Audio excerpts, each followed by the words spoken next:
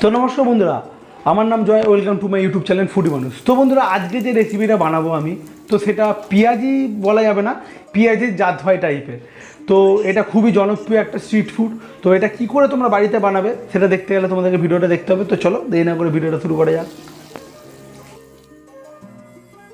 আমি এখানে বড় বড় সাইজের 4টে পেঁয়াজ নিয়েছি। পেঁয়াজটাকে তোমরা যতটা পারবে বড় নেবে ততটাই ভালো। তো এবার এই যে রেসিপিটা হয়, তো এর জন্য সবার কাছে একটা মেশিন থাকে, কিন্তু বন্ধুরা মেশিনটা আমার কাছে না থাকায় তো এটা আমি হাত দিয়েই যতটা পারবো করে নেওয়ার চেষ্টা করব। তো দিয়ে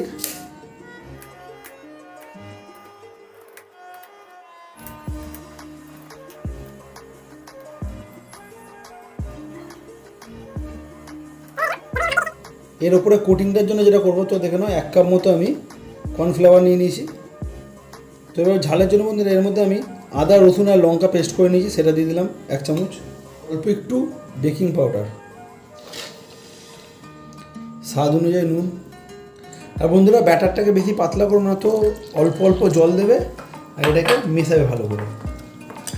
দেখে নাও, দেখে বুঝতে পারছো একদম গাঢ়, যেরকম বলেছিলাম একটু এরকম।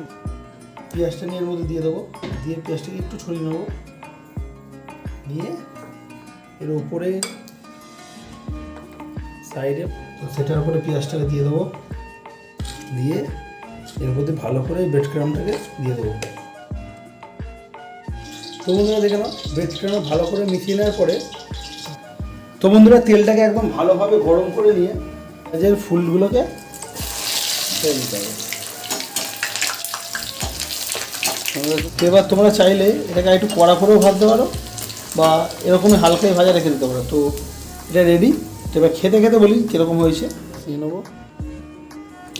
তো বন্ধুরা প্রথমে এই যে যেটা কড়া বেশি একদম দেখতে পাচ্ছ একদম কালো হয়ে গেছে, তো ওটাকে ভাঙি, কড়কড়া করছে দেখো। তো ভালো করে সসে লাগিয়ে